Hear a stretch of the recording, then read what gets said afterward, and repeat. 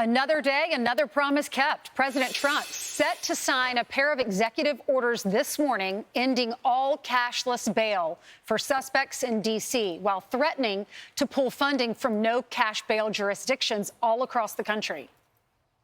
Every place in the country where you have no cash bail is a disaster. That's what started the problem in New York, and they don't change it. They don't want to change it. That's what started it in Chicago. I mean, bad politicians started it, bad leadership started it, but that was the one thing that's central, no cash bail. Somebody murders somebody and they're out on no cash bail before the day is out. We're going to end that. U.S. Attorney for the District of Columbia, Jeanine Pirro, joins us now. Judge, so explain to us, why is this such an important thing, and how is this EO going to actually work? Well, first of all, the president, and I just spoke to him, he will be signing this shortly. This is when all of the problems started. If you think about what is going on in this country, it is when this movement started to reduce and eliminate cash bail that all the trouble started. So here in D.C., we've got defendants who are committing violent crimes who are being released out onto the streets. They are reoffending, and they're reoffending again. And this is where the trouble begins. The public is not safe when violent criminals repeatedly prove to us that they are not a risk that we can tolerate anymore, when they are not put in jail. And in the end, the president is recognizing, as part of his Make D.C. Safe and Beautiful, that in order to do that, we've got to get the violent criminals off the street. And the president is literally transforming the safety landscape of Washington, D.C. And last night, we had another 10 guns removed from the street, another 86 arrests. We're up to 1,007 arrests, along with, I believe, 111 guns that have been removed from the street. What does that mean? They can't be used to shoot people, to kill people. And on top of all of that, we've got a government now where the people in D.C. are feeling safer. They know that there is a president who's looking to protect them. D.C. was one of the most violent cities in the world. And but for President Trump coming in and bringing in our federal partners, the marshals, ATF, FBI, DEA, Capitol Police, Park Police, we've got a unified force of people and law enforcement who are going into the crime-ridden areas and making a difference. And I'll tell you why it's making a difference. Today is the 12th day without a homicide in Washington, D.C. So far this year, we've had 101 homicides, but for the last 12 days, nothing. Yep, policing works, Judge. What about these two teenagers that have been released now? They were the ones that are charged for beating up that former DOGE staffer. They were trying to carjack. What's the latest there? Why aren't they behind bars? Well, you know, it's what I've been talking about since I got here. The truth is that as the United States Attorney, I am both a federal prosecutor and the local, the local DA. These cases that involve those individuals who are 15 and younger, 12 and 13, who assaulted the DOGE staffer and his friend who was in a car trying to avoid being pulled out of the car, the two of them that were taken to family court, where the purpose is rehabilitation, have been released. What a shock. And therein lies the problem.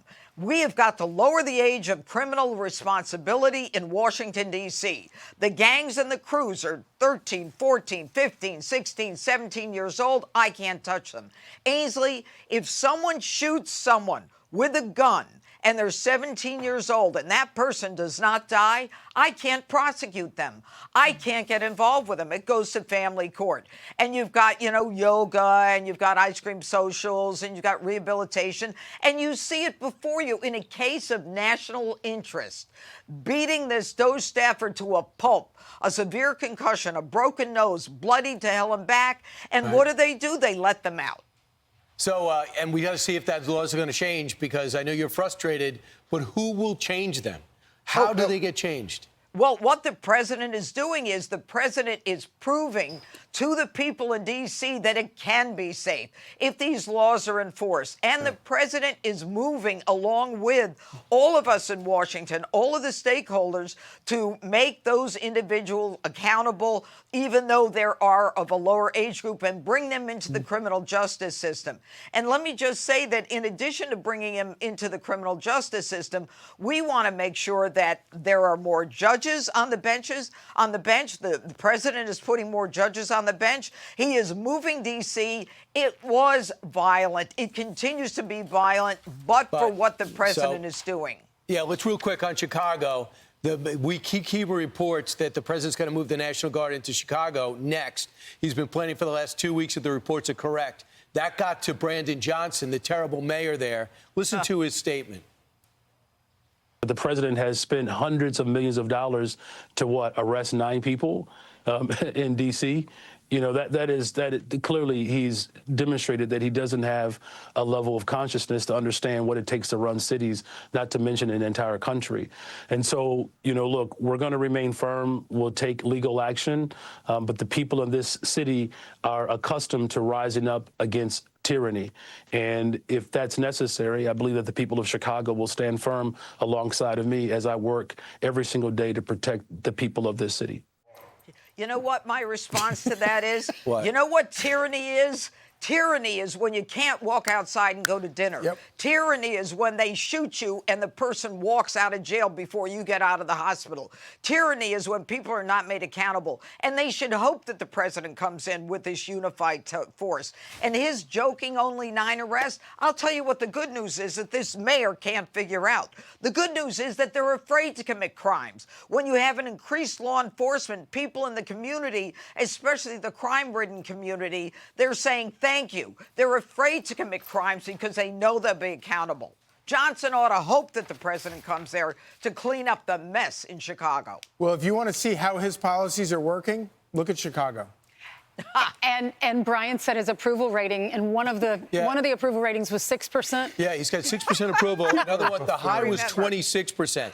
So the very democratic city. So keep up the great work. So the other thing, just real quick, when it comes to cracking down on crime, if you come in with National Guard and the mayor doesn't want to work with you, and it's not the jurisdiction of D.C., are they just going to be spinning their wheels?